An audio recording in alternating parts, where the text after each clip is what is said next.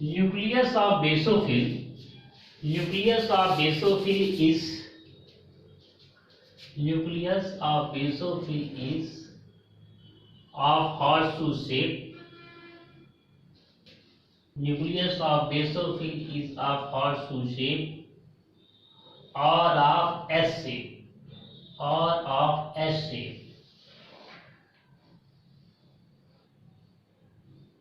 इसका जो न्यूक्लियस होगा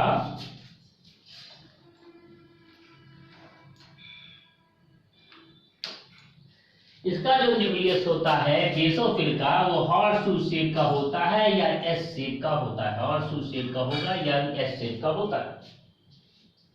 जबकि एसिडोफिलिक सेल्स जो होती हैं, इनके जो न्यूक्लियस हैं, देयर न्यूक्लियस इज बाइलोब्ड। उनके न्यूक्लियस दो लोब कंसिस्ट करते हैं। There nucleus is bilobed. इनके न्यूक्लियस बाइलोब्ड होते हैं। न्यूट्रोफिल का जो न्यूक्लियस होता है that is irregular. The nucleus of neutrophil is irregular in shape. Generally it consist of 3 lobes. साधारणतः ये 3 लोब कंसिस्ट करता है। Generally it consist of 3 lobes और इर्रेगुलर या फिर इर्रेगुलर रहता है। मोनोसाइट का nucleus of monocyte is of bean shape. Monocyte का न्यूक्लियस बीन के आकार का होता है, सेम के बीज के आकार का होता है। It is of bean shape. While the nucleus of lymphocytes are of dumbbell shape. Lymphocyte के जो न्यूक्लियस है they are of dumbbell shape. डमरू के आकार के होते हैं। These are of dumbbell shape. इनके न्यूक्लियस डम्बल शेप के होते हैं, डमरू के आकार के होते हैं। तो मैं इन सभी के न्यूक्लियस के बारे में बात कर रहा हूं। बेसोफिल का न्यूक्लियस हॉर्सशू शेप का होता है या फिर एस शेप का होता है। एसिडोफिल का न्यूक्लियस हॉर्सशू शेप का होता है। It is bilobed. ये बाइलोब 2 लोब कंसिस्ट करता है। एक लोब ये, इट इज बाइलोब्ड।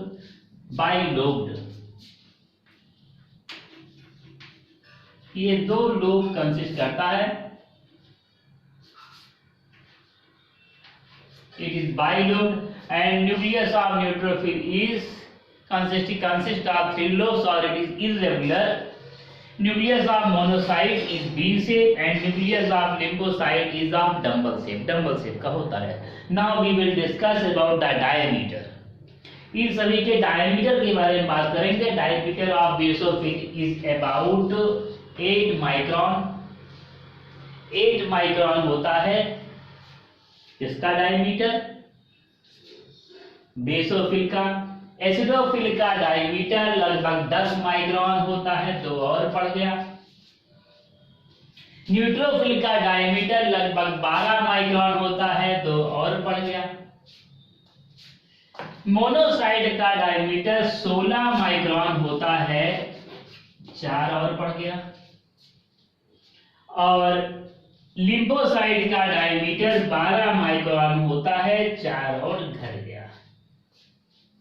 कुल मिलाकर के अगर मैं कहूं सबसे लार्जेस्ट साइज का कौन सा है, largest in size that is the monocytes are largest in size. सबसे बड़ा होता है डब्ल्यूबीसी में सबसे बड़ा साइज वाला। डायमीटर सेल का डायमीटर कितना है, 16 है, 16 माइक्रोन। ये किसका होता है, that is the largest, that is monocyte. Monocyte is largest in size. Smallest in size, that is the basophil is smallest. Basophil सबसे छोटा साइज में होता है। सबसे छोटा साइज में कौन सा, basophil. Next, now we will discuss about each of the WBC. अब मैं सभी WBC के बारे में अलग अलग से बात करूंगा। सबसे पहला WBC दैट इज बेसोफिल के बारे में। तो सबसे पहले बेसोफिल के बारे में, the function of basophil is not still known. Basophil का फंक्शन तो अभी तक पता ही नहीं है। कुछ चीजें मालूम है, थोड़ा बहुत मालूम है। The function of basophil is not yet known, but basophil are considered to secrete heparin and serotonin. In traces, basophil को कंसिडर किया जाता है कि वो हिपेरिन और सीराटोनिन सिक्रीट करता है बहुत छोटे अमाउंट में 0.1%, मतलब 99.9% is secreted by somewhere else, कहीं और से छोड़ा जाता है। हिपेरिन और सेरोटोनिन जितना छोड़ा जाता है उसमें से 0.1% is secreted by the basophils. 99.9% of heparin and serotonin is secreted by the mast cell,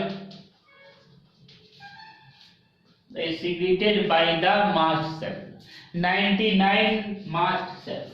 ये जो है 99.9% जो है सीरोटोनिन और हिपेरिन सिक्रीट किया जाता है मास्ट सेल के द्वारा। Mast cell is, what is mast cell? Mast cell is a connective tissue, ये कनेक्टिव टिश्यू है, इनमें connective tissue, it is a connective tissue.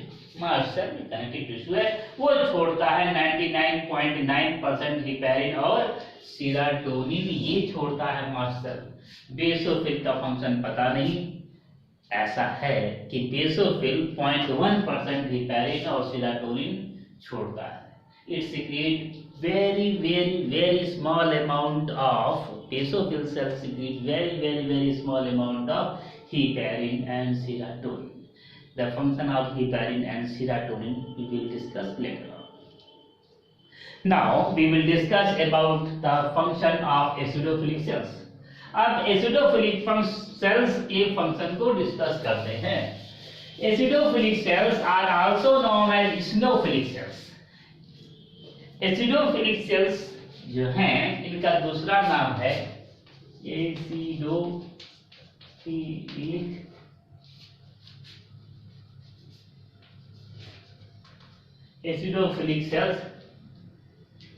cells are also known as eosinophilic cells or eosinophilic cells. These are also known as eosinophilic cells. Acidophilic cells are also known as eosinophilic cells. Acidophilic cells का दूसरा नाम eosinophilic cells है।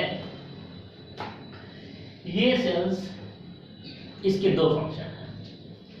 एक पहला function, acidophilic cells secrete plasmin. Acidophilic cell क्या छोड़ता है? पहला है सीक्रीशन ऑफ प्लाज्मिन,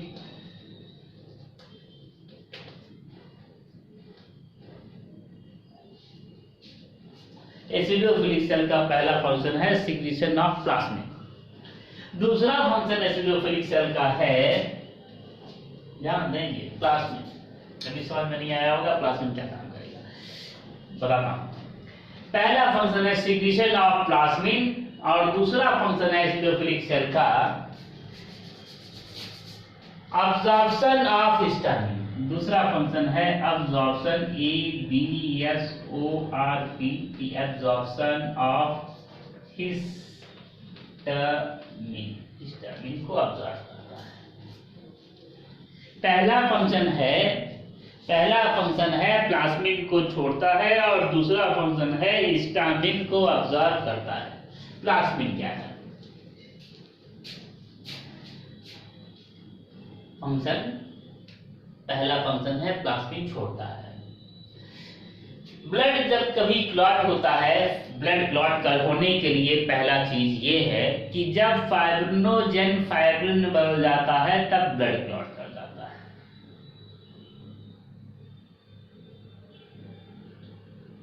जब फाइब्रिनोजेन फाइब्रिन में बदल जाता है तो ब्लड क्लॉट कर जाता है। When fibrinogen converts into fibrin then the blood clots. जब फाइब्रिनोजेन फाइब्रिन में बदल जाता है तब ब्लड क्लॉट कर जाता है। और ये जो एसिडोफिलिक सेल प्लाज्मिन छोड़ते हैं, ये प्लाज्मिन फाइब्रिन को डिसॉल्व कर देता है, ब्लड की क्लॉटिंग को प्रिवेंट करता है। इस फंक्शन इस पहला फंक्शन है सिक्रीशन ऑफ प्लाज्मिन और प्रिवेंट्स क्लॉटिंग ऑफ ब्लड और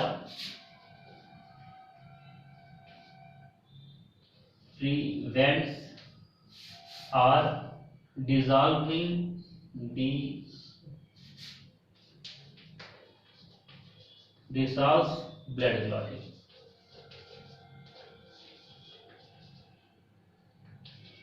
और dissolve blood clotting, blood clotting को डिसॉल्व करा देता है, ब्लड क्लॉटिंग को डिसॉल्व कर देगा। प्लाज्मिन छोड़ता है जिससे ब्लड क्लॉटिंग, जो ब्लड क्लॉट है वो डिसॉल्व हो जाता है और dissolve blood clot, blood clot को डिसॉल्व करता है। कैसे? जब फाइब्रिनोजेन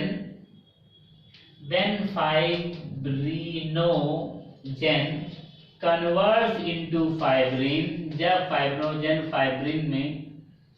फाइब्रिन में कन्वर्ट हो जाता है तो ब्लड क्लॉट हो जाता है। When fibrinogen fibrin is converted into fibrin then the blood clot हो जाता है। जब फाइब्रिनोजेन फाइब्रिन में कन्वर्ट हो जाता है तो ब्लड क्लॉट हो जाता है। ये जो फाइब्रिन है एसिडोफिलिक सेल प्लाज्मिन छोड़ता है, ये प्लाज्मिन डिसॉल्व कर देता है, दिस प्लाज्मिन डिसॉल्व्स फाइब्रिन। ये फाइब्रिन को क्या कर देगा? डिसॉल्व कर देगा। This plasmin dissolves DISSOLV, dissolves fibrin. ये प्लाज्मिन फाइब्रिन डिसॉल्व कर देगा, जिसको फाइब्रिन को, and blood do not clot, blood do not clot, और ब्लड क्लॉट नहीं हो पाता है। पहला फंक्शन ये है सिक्रीशन ऑफ, पहला फंक्शन है secretion of plasmin. Acidophilic cell plasmin छोड़ता है और प्लाज्मिन छोड़ने से क्या हो जाएगा? Blood clot, dissolves blood clot. अगर कहीं खून जम गया है तो उसको वो डिसॉल्व कर देता है। कैसे डिसॉल्व करेगा? ब्लड क्लॉटिंग पहले समझेंगे। जब फाइब्रिनोजेन फाइब्रिन में कन्वर्ट हो जाता है तो ब्लड क्लॉट हो जाता है। Whenever fibrinogen is converted into fibrin, then the blood is clot. Blood becomes clot. Blood is clotted. जब फाइब्रिनोजेन फाइब्रिन में बदल जाता है तो ब्लड क्लॉट हो जाता है। और एसिडोफिलिक सेल प्लाज्मिन छोड़ता है, ये प्लाज्मिन फाइब्रिन को डिसॉल्व कर देता है। जब फाइब्रिन डिसॉल्व हो जाएगा तो ब्लड क्लॉट नहीं होगा। It prevents the clotting of blood due to the secretion of plasmin. Plasmin इस फाइब्रिन को डिसॉल्व कर देगा। जब फाइब्रिन नहीं रहेगा तो ब्लड क्लॉट नहीं होगा। ब्लड को क्लॉट होने के लिए फाइब्रिन बनना जरूरी है। फाइब्रिनोजेन जब फाइब्रिन में बदल जाता है तो ब्लड क्लॉट हो जाता है। अगर फाइब्रिन नहीं बनेगा, प्लाज्मिन फाइब्रिन को डिसॉल्व कर देगा तो ब्लड क्लॉट नहीं होगा। सबसे पहला function, it dissolves the blood clot. सबसे पहला फंक्शन है ये ब्लड क्लॉट को डिसॉल्व करता है। ये ब्लड क्लॉट को डिसॉल्व करता है because acidophilic cell secrete plasmin and this plasmin, और ये प्लाज्मिन फाइब्रिन को डिसॉल्व कर देता है। फाइब्रिन जब डिसॉल्व हो जाएगा तो ब्लड क्लॉट नहीं होगा। दूसरा फंक्शन अब्जॉर्प्शन ऑफ हिस्टामिन। दूसरा फंक्शन है अब्जॉर्प्शन ऑफ हिस्टामिन।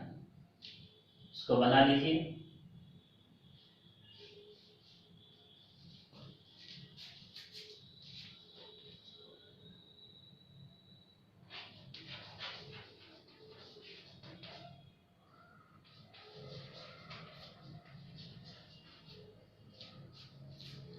दूसरा फंक्शन है अब्जॉर्प्शन ऑफ हिस्टामिन और एलर्जिक रिस्पॉन्स। सबसे पहले मुझे जानना है एलर्जिक रिस्पॉन्स क्या होता है। एसिडोफिलिक सेल हिस्टामिन को अब्जॉर्ब करता है। हिस्टामिन क्या है इसके बारे में समझना है, और एलर्जी क्या होता है इसके बारे में समझना है। दूसरा फंक्शन है एलर्जिक रिस्पॉन्स और अब्जॉर्प्शन ऑफ हिस्टामिन। इसको समझने के लिए मैं कुछ रिएक्शन बनाता हूं।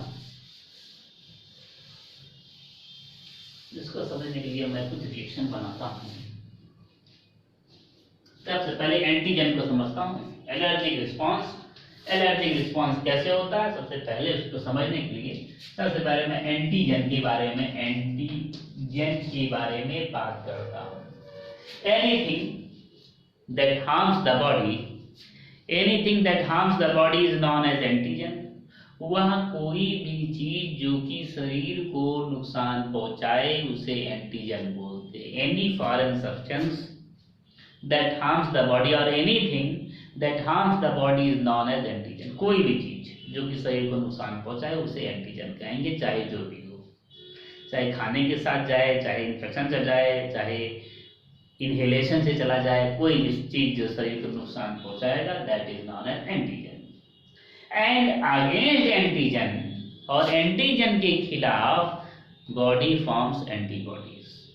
जो कोई नुकसान पहुंचा रहा शरीर को, शरीर ऐसे चुपचाप नहीं बैठेगा, उसके खिलाफ बॉडी एंटीबॉडीज का फॉर्मेशन करेगा। Anything that harms the body is known as antigen. Antigen के बारे में लिखेंगे anything that harms the body is known as antigen. और दूसरा रहेगा antibody.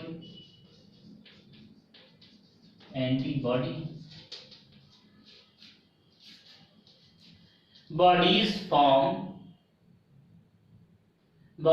formed against antigen is known as antibody। वह चीज जो कि एंटीजन के खिलाफ बना हुआ है उसको एंटीबॉडी बोलते हैं। Bodies formed against antigen is known as antibody, उसे एंटीबॉडी बोलते हैं। कोई चीज मतलब एंटीजन के खिलाफ बनेगा। जब कोई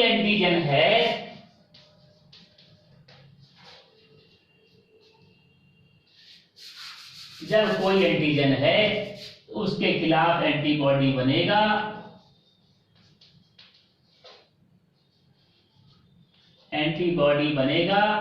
और this antibody fight against antigen. ये एंटीबॉडी एंटीजन से लड़ेगा। And there is no harm to body, और शरीर को कोई नुकसान नहीं होगा। जब एंटीबॉडी बन गया, एंटीबॉडी एंटीजन से लड़ेगा, then there is no harm to body.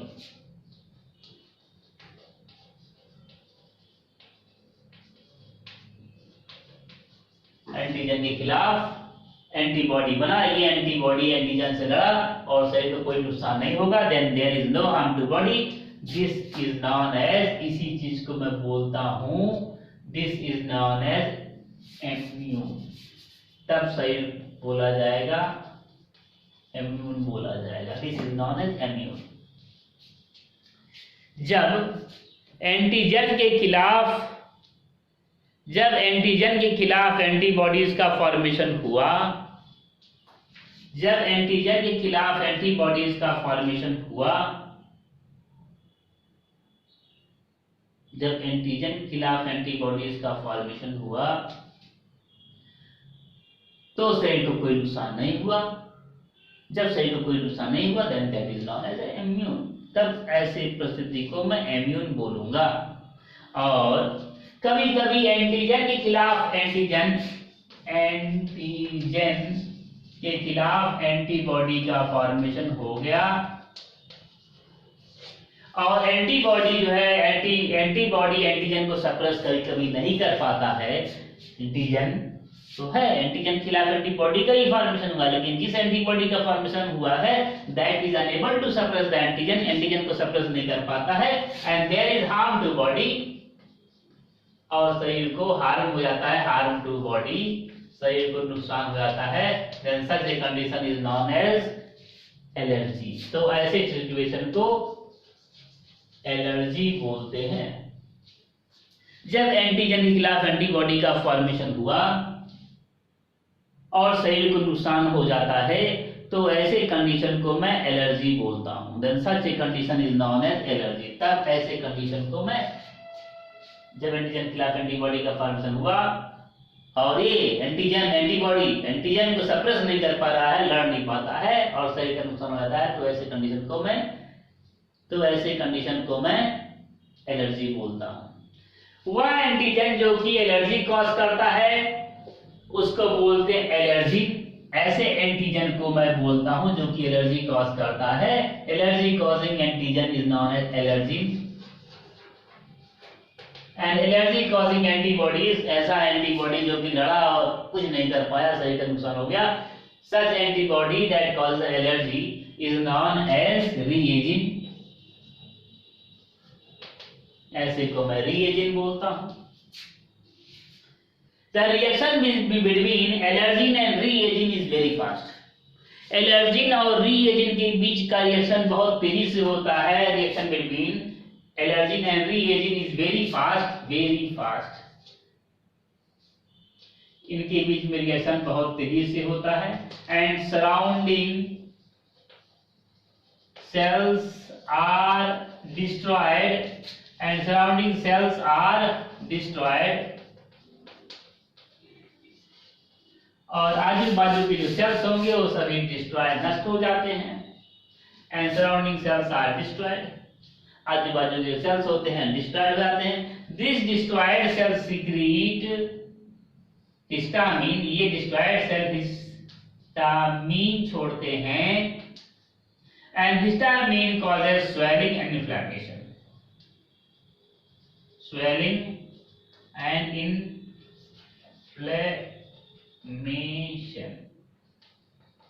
Swelling और इन्फ्लेमेशन होता है, सूजन हो जाता है और दर्द होता है। जब कभी एलर्जी कॉज होता है, मतलब एंटीबॉडी लड़ा एंटीजन से और शरीर को नुकसान हो गया, मतलब ठीक से नहीं एंटीबॉडी लड़ पाया, शरीर का नुकसान हुआ, तो ऐसे एंटीजन को मैं एलर्जिन बोलता हूं और ऐसे एंटीबॉडी को जो एलर्जी कॉज करता है उसे रीएजिन बोलते हैं। एलर्जिन और रीएजिन का रिएक्शन बहुत तेजी से होता है। आजू बाजू के कोशिका नष्ट हो जाते हैं, अगल बगल के सेल्स नष्ट हो जाते हैं और वो सेल्स हिस्टामिन छोड़ते हैं। हिस्टामिन बॉडी के अंदर स्वेलिंग ले आ देती है और इन्फ्लेमेशन यानी सूजन ले आ देती है और दर्द होता है उससे। इसी को मैं एलर्जी बोलता हूं, इसी को मैं एलर्जी बोलूंगा। सूजन रहेगा, दर्द होगा, that is known as allergy. ये एसिडोफिलिक सेल हिस्टामिन छोड़ता है। Acidophilic cell absorption of histamine, acidophilic cell histamine को अब्सॉर्ब कर लेता है। एसिडोफिलिक सेल कौन सा काम करेगा? एसिडोफिलिक सेल हिस्टामिन को अब्सॉर्ब कर लेता है। एसिडोफिलिक सेल हिस्टामिन को खींच लेगा, अपने पास खींच लेता है और जब खींच लेगा तो स्वेलिंग और इन्फ्लेमेशन नहीं आएगा। This is known as allergic response. Allergy में मदद करता है, एलर्जी में मदद करता है, स्वेलिंग और इन्फ्लेमेशन से बचाता है। Acidophilic cell absorbs the histamine को खींच लेगा जिससे स्वेलिंग और इन्फ्लेमेशन नहीं आएगा। दो फंक्शन एसिडोफिलिक सेल का है। पहला, ब्लड क्लॉट को प्रिवेंट करता है, ब्लड क्लॉट होने से रोकता है। एसिडोफिलिक सेल प्लाज्मिन छोड़ता है और वही प्लाज्मिन फाइब्रिन को डिसॉल्व कर देता है। फाइब्रिन जब डिसॉल्व हो जाता है तो ब्लड क्लॉट नहीं बनता है। दूसरा फंक्शन है, इट अब्सॉर्ब हिस्टामिन को खींच लेता है। जैसे ही हिस्टामिन खींच जाता है, हिस्टामिन को अब्सॉर्ब कर लिया तो इन्फ्लेमेशन और स्वेलिंग नहीं आती है, मतलब एलर्जी होने से रोकता है।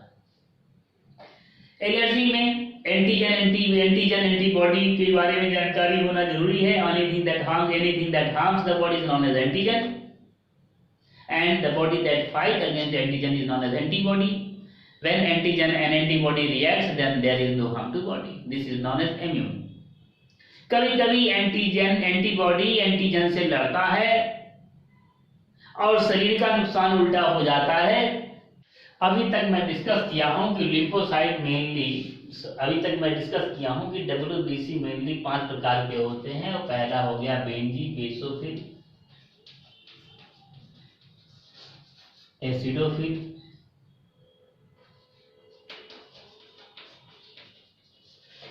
Neutrophil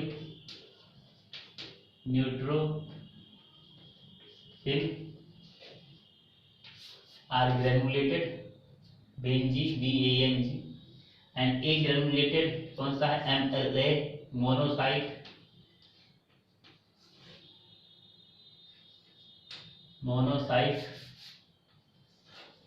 and lymphocyte.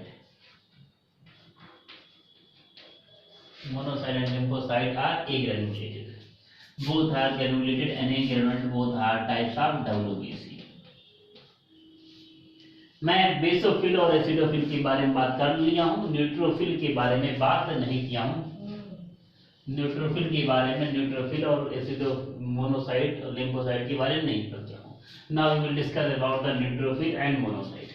अब मैं न्यूट्रोफिल और मोनोसाइट के बारे में डिस्कस करता हूँ।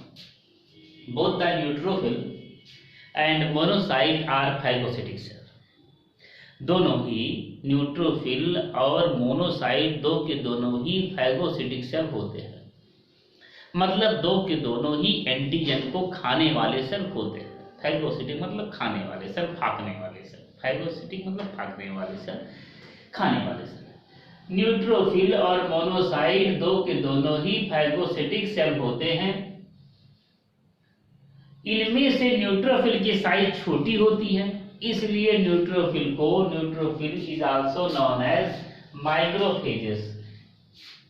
न्यूट्रोफिल का साइज छोटा होता है, इसलिए न्यूट्रोफिल को माइक्रोफेजेस भी कहते हैं। Hence neutrophils are also known as macrophages. दो के दोनों खाने का काम करते हैं, यानी both of these neutrophil and monocyte, both of these kills the germs or antigens. ये जर्म्स या एंटीजेंस को, दो के दोनों ही जर्म्स या एंटीजेंस को मारने का काम करते हैं। They act just like a policeman, एकदम से पुलिसमैन एंटी सोशल पर्सन को ये मार देते हैं। Both of them acts as a policeman that encounters anti social persons. तो इसलिए न्यूट्रोफिल की साइज छोटी होती है, इसलिए न्यूट्रोफिल को माइक्रो पुलिसमैन बोलते हैं। माइक्रो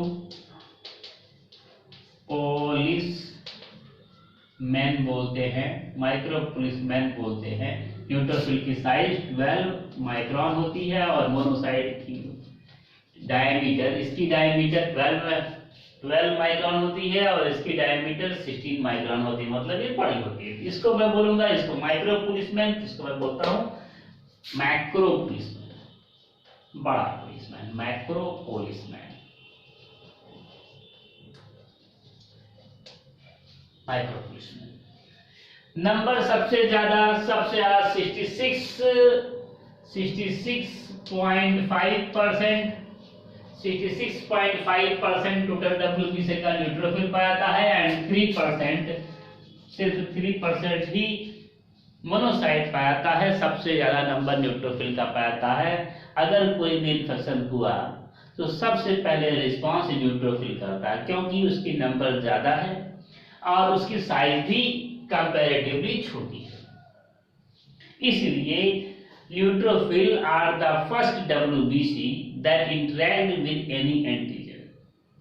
न्यूट्रोफिल पहले एंटीजन होते हैं जो कि किसी भी एंटीजन से लड़ने का काम करते हैं। सबसे पहले WBC हैं are the first WBC that interact with any antigen और germs. Next we will discuss about the lymphocyte. अब मैं लिम्फोसाइट के बारे में बात करूंगा। Next we will discuss about the lymphocyte. Last one, सबसे लास्ट में है लिम्फोसाइट। लिम्फोसाइट के बारे में बात करने से पहले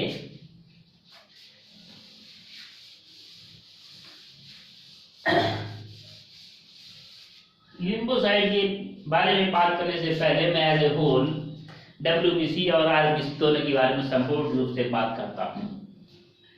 both the WBC blood is formed in the bone marrow। Blood का फॉर्मेशन बोन मैरो में होता है। हाथ और पैर की the longer bones of fore limb and hind limb is known as the longer bones of forelimb and hind limb a cavity is present known as bone marrow। हाथ और पैर की लंबी हड्डियों के बीच में एक कैविटी पाई जाती है। हाथ और पैर की लंबी हड्डी हाथ और पैर की इसके बीच में कैविटी पाई जाती है। That cavity is known as bone marrow. ऐसे कैविटी को मैं बोन मैरो बोलता हूँ। हाथ और पैर की लंबी हड्डी के बीच में एक कैविटी पाई जाती है जिसको मैं बोन मैरो बोलता हूँ। बोन मैरो बोलता हूँ। ये जो बोन मैरो है, this bone marrow is of two types. हाथ और पैर की लंबी हड्डियां होती हैं, उसके अंदर खोखला स्थान पाया जाता है। ऐसे खोखले स्थान को बोन मैरो बोलते हैं। ये जो बोन मैरो होते हैं, ये बोन मैरो दो प्रकार के होते हैं। पहला हो जाएगा रेड बोन मैरो RBM। दूसरा हो जाएगा yellow bone marrow YBM। Bone marrow दो प्रकार की होती हैं, RBM यानी रेड बोन मैरो और YBM यानी येलो बोन मैरो। हाथ और पैर की जो लंबी हड्डियां होती हैं उनके अंदर खोखला स्थान पाया जाता है, उन्हें मैं बोन मैरो बोलता हूँ। बोन मैरो दो प्रकार की होती है, रेड बोन मैरो RBM और yellow bone marrow YBM। Red bone marrow में RBC का फॉर्मेशन होता है, रेड ब्लड कॉर्पसेल्स का फॉर्मेशन होता है। और RBM रेड बोन मैरो में ही प्लेटलेट्स PLETS प्लेटलेट्स का भी फॉर्मेशन होता है। रेड बोन मैरो में RBC का फॉर्मेशन होता है और प्लेटलेट्स का फॉर्मेशन होता है। जबकि YBM में येलो बोन मैरो में सिर्फ WBC का फॉर्मेशन होता है। येलो बोन मैरो में सिर्फ WBC का फॉर्मेशन होता है। WBC मतलब बेसोफिल, एसिडोफिल, न्यूट्रोफिल, मोनोसाइट और लिम्फोसाइट का फॉर्मेशन होता है। WBC मतलब येलो बोन मैरो में WBC का फॉर्मेशन होता है, मतलब बेसोफिल, एसिडोफिल, न्यूट्रोफिल, मोनोसाइट और लिम्फोसाइट सभी का फॉर्मेशन होता है येलो बोन मैरो में। इसी के अंदर सभी का फॉर्मेशन होता है। जो लिम्फोसाइट का फॉर्मेशन होता है, इसमें जो लिम्फोसाइट का फॉर्मेशन हो रहा है, ये लिम्फोसाइट दो प्रकार के होते हैं। इसके अंदर जो लिम्फोसाइट का फॉर्मेशन होता है, ये लिम्फोसाइट दो प्रकार के होते हैं और सभी दो प्रकार के नहीं, इसके एक प्रकार है। ये these are of two types. Lymphocyte are of two types. ऐसा लिम्फोसाइट जिसका फॉर्मेशन लिम्फोसाइट दो प्रकार के होते हैं। पहला हो जाएगा T लिम्फोसाइट और दूसरा हो गया B lymphocyte. Lymphocyte are of two types, that is T lymphocyte and B lymphocyte. Lymphocyte दो प्रकार के, पहला T लिम्फोसाइट, दूसरा B लिम्फोसाइट। भाई क्या है? ऐसा लिम्फोसाइट जिसका फॉर्मेशन येलो बोन मैरो में हुआ लेकिन मैच्योरेशन थाइमस ग्लैंड में हुआ। टी मतलब थाइमस यहां है। ऐसा लिम्फोसाइट जिसका फॉर्मेशन येलो बोन मैरो में हुआ लेकिन मैच्योरेशन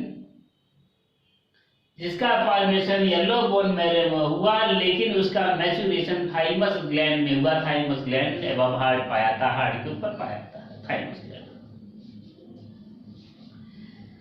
ऐसे लिम्फोसाइट को मैं टी लिम्फोसाइट बोलता हूं। Lymphocyte that are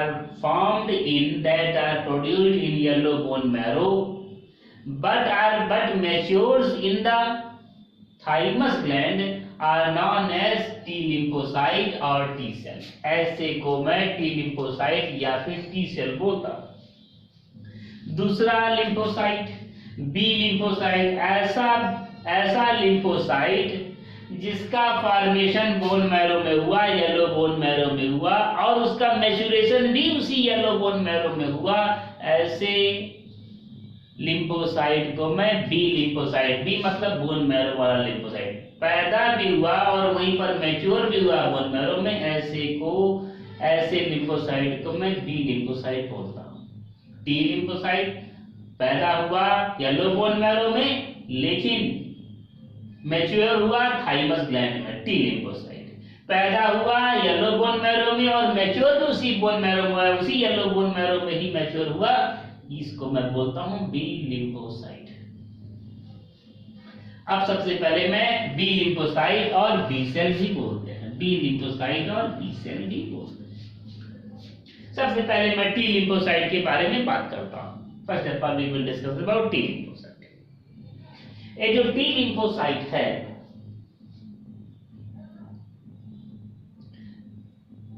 this forms antibodies, ये दो के दोनों एंटीबॉडीज का फॉर्मेशन करेंगे। ये T lymphocyte A B antibodies का फॉर्मेशन करेगा, ए बी एंटीबॉडी का फॉर्मेशन करेगा। बी लिम्फोसाइट और बी सेल है, ए बी एंटीबॉडी का फॉर्मेशन करता है।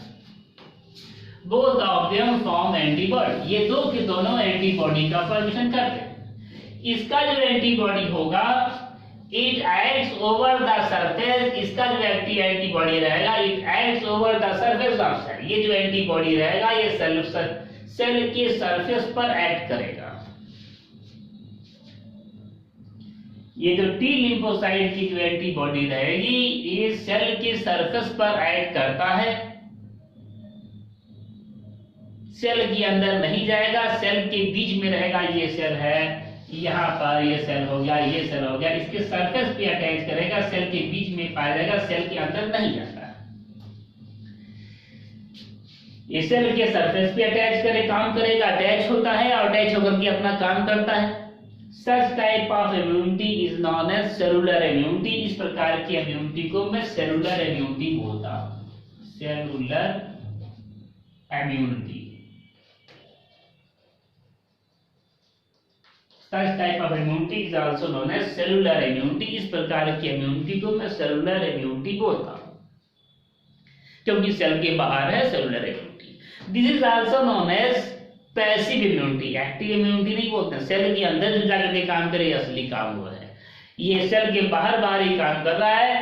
दिस इज सेलुलर इम्यूनिटी और पैसिव इम्यूनिटी, इसको मैं सेलुलर इम्यूनिटी बोलता हूं, या दूसरा इम्यूनिटी है passive immunity, PASSIVE, passive immunity. This is also known as passive immunity. Cellular immunity और पैसिव इम्यूनिटी सेल के बाहर का। दूसरा है बी लिम्फोसाइट, जो कि पैदा हुआ बोन मैरो में और मैच्योर भी उसी येलो बोन मैरो में हो रहा है, ऐसे को मैं बी लिम्फोसाइट या बी सेल बोलता हूं। ये भी एंटीबॉडी का फॉर्मेशन करता है, लेकिन ये जिस एंटीबॉडी का फॉर्मेशन करेगा वो सभी एंटीबॉडी सेल के अंदर घुस करके काम करते हैं, वो सेल के अंदर घुस करके काम करते हैं, ये सभी एंटीबॉडी सेल के अंदर घुस करके काम करते हैं। These are known as plasma immunity और एक्टिव इम्यूनिटी और ह्यूमोरल इम्यूनिटी, कई नाम है। पहला plasma immunity, plasma immunity, these are also known as plasma immunity or humoral immunity, humoral immunity, these are known as plasma immunity or humoral immunity or active immunity, active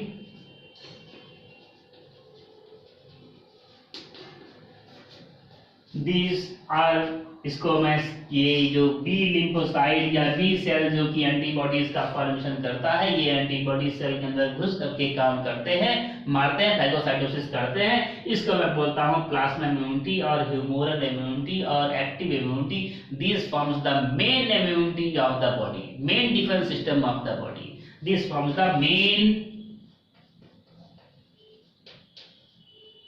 DEFENC, defense system of body, this forms main defence system of body, ये body का main defence system बनाता है। This forms the main defence system of the body. तो ये इस शरीर के सब पूरा डिफेंस जो है किसके ऊपर डिपेंड है, that is dependent on the B lymphocyte. ऐसा लिम्फोसाइट जो कि बोन मैरो में पैदा हुआ और वहीं पर मैच्योर हुआ, ऐसे के ऊपर निर्भर करता है। एक थोड़ा सा इसके अंदर कोई एक समस्या है। जो टी लिम्फोसाइट है, T lymphocyte is of 4 types. T lymphocyte 4 प्रकार के होते हैं। थोड़ा सा इसके बारे में और, T lymphocyte is of 4 types, T1, T2, T3 and T4। T lymphocyte जो कि बने बोन मैरो में और मैच्योर हो रहे थाइमस में, ये 4 प्रकार के होते हैं, T1, T2, T3, T4। एमिनोलॉजी पढ़ाएंगे तो इसमें बताएंगे अच्छे से। T1, T2, T3, T4। That T4, जो T4 है, T4 इज मोस्ट इंपॉर्टेंट। इन सभी में जो T4 इसका है lymphocyte, that is most important. It helps in the formation of B lymphocyte, ये बी लिम्फोसाइट के फॉर्मेशन में मदद करता है। मतलब अगर T4 लिम्फोसाइट नहीं रहेगा तो बी लिम्फोसाइट का फॉर्मेशन नहीं होगा। T4 lymphocyte helps in the formation of B lymphocyte। T4 lymphocyte रहेगा तभी B lymphocyte बनेगा, और B lymphocyte बनेगा तभी सेल के अंदर एंटीजन एंटीबॉडीज काम कर पाएंगे और main defence system of the body बनेगा। In the case of AIDS, AIDS के केस में HIV वायरस इन्फेक्ट्स और invades the T4 lymphocyte। HIV के केस में,